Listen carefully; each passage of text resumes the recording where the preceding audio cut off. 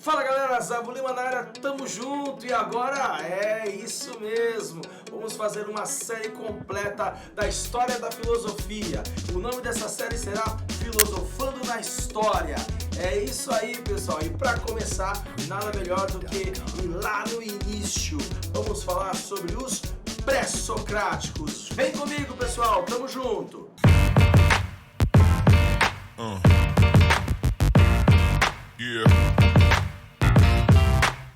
Galera, é o seguinte, hein? Estamos iniciando uma série completa aqui, Filosofando na História. Tínhamos finalizado a série o ano passado de história aí, completinha do Brasil e geral. Fizemos a série Vestibulando na História. E aí então eu resolvi fazer uma história da filosofia para ajudar vocês que estão aí prestando para o vestibular, para o Enem e também para conhecimento geral. Vocês podem então pegar aí os tópicos de história da filosofia. E nessa lógica então, pessoal, nós vamos falar dos principais filósofos, das principais correntes filosóficas. Nós vamos então dar uma história da filosofia que pode então ser muito útil para você que está estudando. Vem com a gente. História Vida, filosofando na história. Bom, para início de conversa, essa aula vai trabalhar a ideia dos pré-socráticos. Os pré-socráticos, pessoal, são teoricamente aí o início desta história da filosofia. Vamos então pensar, pessoal, que há uma divisão periódica do que é o nascimento da filosofia. Nesta ideia, a gente pode retomar então um local, a Grécia Antiga.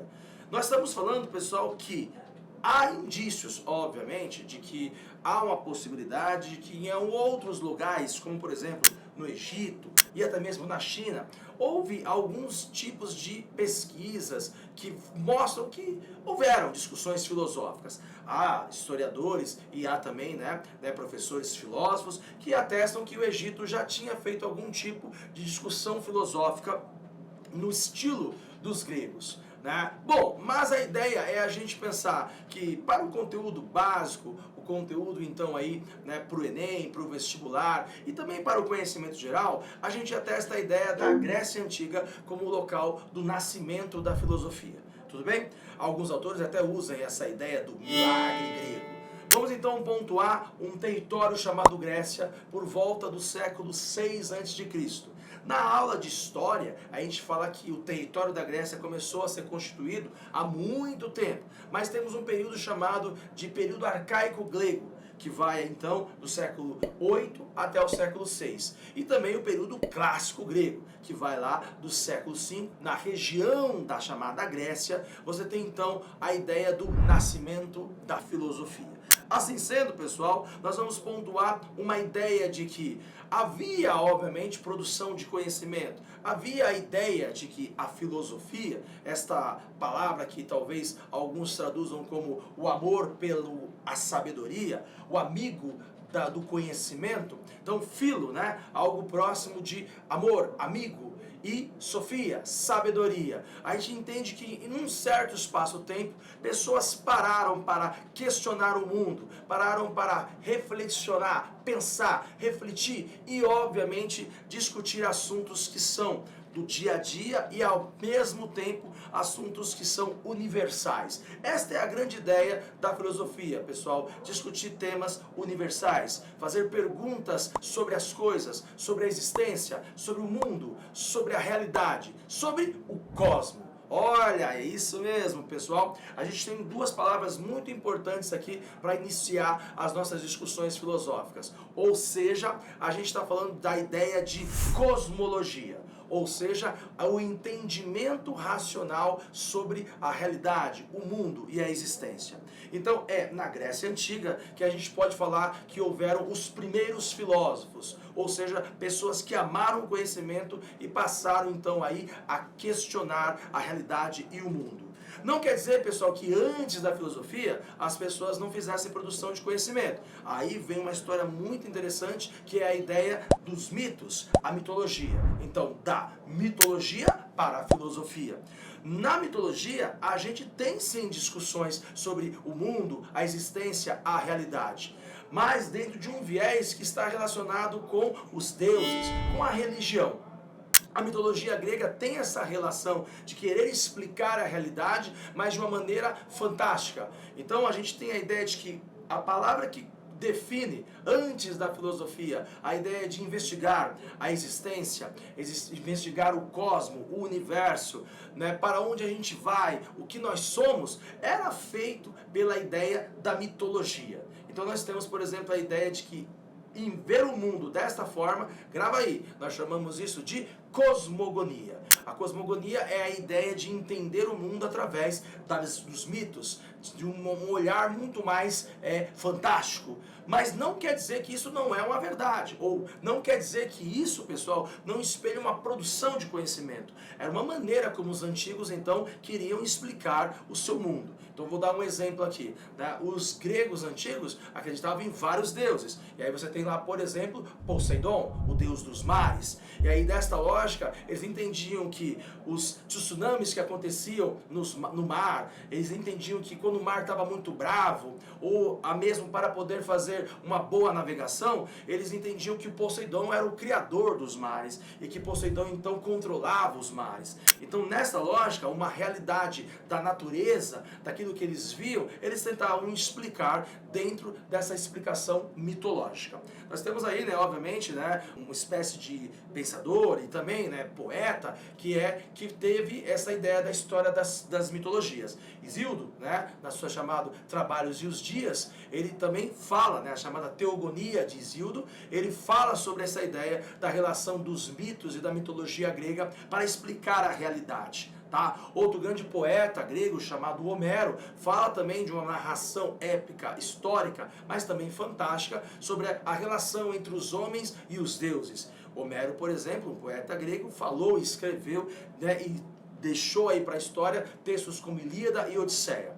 O que nós estamos falando, pessoal, é que no espaço-tempo, por volta do século 6 a.C., alguns pensadores passaram a olhar esse mundo, esta realidade, esta ideia de cosmo, não mais pelo viés da mitologia, não mais do viés do fantástico, mas sim pela ideia do logos, a razão. Opa, essa palavra é importantíssima, pessoal. Você agora está falando do logos, ou seja, a ideia de razão. Algumas palavras conceitos é muito importante você guardar em filosofia. Ó, já vamos relembrar aqui nesta aula, estamos falando que antes dos grandes filósofos, antes da ideia de filosofia, as pessoas pensavam o mundo, mas através da cosmogonia, da explicação fantástica e dos mitos. A partir da ideia do logos, da razão, a gente começa a pensar o mundo através da cosmologia. É aí que entra os famosos pré-socráticos. Isso mesmo, pessoal. Estamos dizendo que a filosofia, ela é uma maneira de entender, né, perguntas sobre o mundo, sobre a existência, sobre as coisas, dentro de uma lógica de que teve pensadores, pessoas, os chamados filósofos. E aí vai construir então escolas filosóficas, ou, né, o historiador, aquele homem que estuda o tempo, ele vai olhar para o passado e vai falar, olha, neste período a galera estava preocupada com esse tipo de investigação, eles estavam investigando isso, e aí então existe um tempo filosófico e uma escola filosófica. A pessoa, né, ou seja, o filósofo que vai fazer essa divisão é Sócrates. Sócrates, lá no século V a.C., na Grécia, ele vai estar preocupado com outras discussões dentro da ideia de razão, dentro da ideia de logos. E os caras que vieram antes de Sócrates não estavam preocupados com as mesmas coisas que o Sócrates. Então esses caras são chamados de pré-socráticos. Olha que legal. Agora você entendeu o tempo histórico. Então por volta do século VI até aí o século V, né, você tem os pré-socráticos. Ó, os pré-socráticos, pessoal, eles também conviveram junto com o Sócrates. Porém, o Sócrates está preocupado com outra discussão. Nós vamos fazer, obviamente, a aula sobre Sócrates e depois os seus seguidores, Platão e Aristóteles, o que vai definir a chamada filosofia clássica. Tudo bem? Bom, vamos então pensar o seguinte, o que os pré-socráticos estavam preocupados? Eles estavam preocupados, pessoal, com as mesmas ideias que aquela galera mitológica preocupava-se. Ou seja, seja, a origem das coisas, a origem do universo, a origem da realidade, a ideia de como que nós estamos fazendo aqui, qual o elemento que fundou as coisas. Os chamados mitológicos, a ideia da cosmogonia, acreditava que eram os deuses, certo? Esses caras pré-socráticos começaram a usar o pensamento racional e passaram a observar a natureza, passaram então a observar e ter elementos que são voltados para uma razão. É aí que entra a palavra physis, ou seja, natureza em grego. Então os pré-socráticos estão preocupados para saber da natureza das coisas, a origem das coisas. Aí uma outra palavra conceito muito importante, você grava aí, para os pré-socráticos é muito importante a palavra arché. Ou seja, arché é o elemento originário. A ideia de que aquele elemento que dá origem para esse universo que nós vivemos, para aquilo que nós somos ou podemos ser, vem então de uma origem. Lembra da palavra arqueologia? Investigar ali, né, a origem de um objeto. Então, arché. 3 palavrinhas que eu falei que são importantes para os pré-socráticos, né? A ideia de que eles não eram mais mitológicos, eles eram então racionais, logos. E também eles entendiam a ideia da natureza, a physis. E eles estavam atrás do elemento originário para a origem das coisas. Nesse caso é arché. Beleza? Bom, nesse entendimento então, pessoal, de que foi na Grécia, num determinado espaço-tempo, por volta do século 6 a.C., que nasce esta ideia de investigar, pensar o mundo, pensar o universo e a realidade através da razão e da cognição humana. Você entende que foi na Grécia que isso aconteceu. Agora a gente pode pensar então, né, os principais pré-socráticos, beleza? Bom, sabemos muito pouco sobre eles, porque o que nós sabemos historicamente sobre os pré-socráticos é muito do que os caras a posteriores a eles falam. Por exemplo, Aristóteles fala muito dos pré-socráticos, beleza? Então pouco chegou de vestígios deles para nós, de escritos. Então há muita tradição e, obviamente, que outros filósofos o citavam. Assim sendo, pessoal, o que nós guardamos para nível vestibular, para a ideia de Enem, é principais ideias centrais e o que diferenciava esta origem, esse elemento inicial que fez as coisas na cabeça desses pré-socráticos. Vamos então citar cada um e os elementos principais deles. Por exemplo, o primeiro filósofo, aquele que é considerado o primeiro de todos, Tales de Mileto. Tales, pessoal, é considerado o primeiro filósofo, porque ele é um dos primeiros que aparece a falar de maneira racionalmente sobre a origem das coisas. E nesta lógica, ele achava que na sua cabeça, na sua ideia, observando a natureza, o elemento, a arché, o elemento que dava origem às coisas era a água. Olha que legal, a água que modifica, a água que está dentro da gente, o seu corpo é composto por mais 70% de água, a água tem a vida, ó, a água dá a vida, então a origem vem da água. Esse é o Tales de Mileto, tudo bem? Bom, ali, contemporâneo de Tales, no mesmo momento, você tem então um outro filósofo chamado Anaximenes. Anaximenes, pessoal, ele discordava do Tales, ele achava que o elemento que dava origem de tudo era o ar. Por quê? Porque o ar modifica as coisas, porque a gente precisa do ar, o ar que nós respiramos, né? O ar que está no universo, o ar, o elemento da natureza que dá origem às coisas para Anaximenes é o ar. Depois temos um outro filósofo chamado Anaximandro. Anaximandro, nesse debate entre Tales e Anaximenes, Anaximandro fala que não tem um elemento que dá origem a nada e a gente não tem que se preocupar tanto com isso. Então, nesse não ter uma partícula ou não ter uma ideia originária e não ter certeza disso, a gente fica então num apeiron. Apeiron é a ideia de que não há o elemento que dá origem às coisas. Tudo bem? Isso é interessante, tá, pessoal? Por que é interessante? Porque talvez não há uma explicação para a origem das coisas. E tudo bem, os filósofos também podem não ter conclusões e ficar aí. Tudo bem, pessoal? Então esse aí é o Anaximandro. E aí nessa lógica temos um famoso filósofo matemático chamado de Pitágoras. Opa! O teorema de Pitágoras, que tem na sua escola, que tem no ensino médio, que tem no ensino fundamental, a matemática. Pitágoras, pessoal, um grande matemático. Ó, a palavra, pessoal, logos, na tradução grega, é algo próximo de cálculo. Olha só, eu calculo, eu penso, eu sou racional. Para o Pitágoras,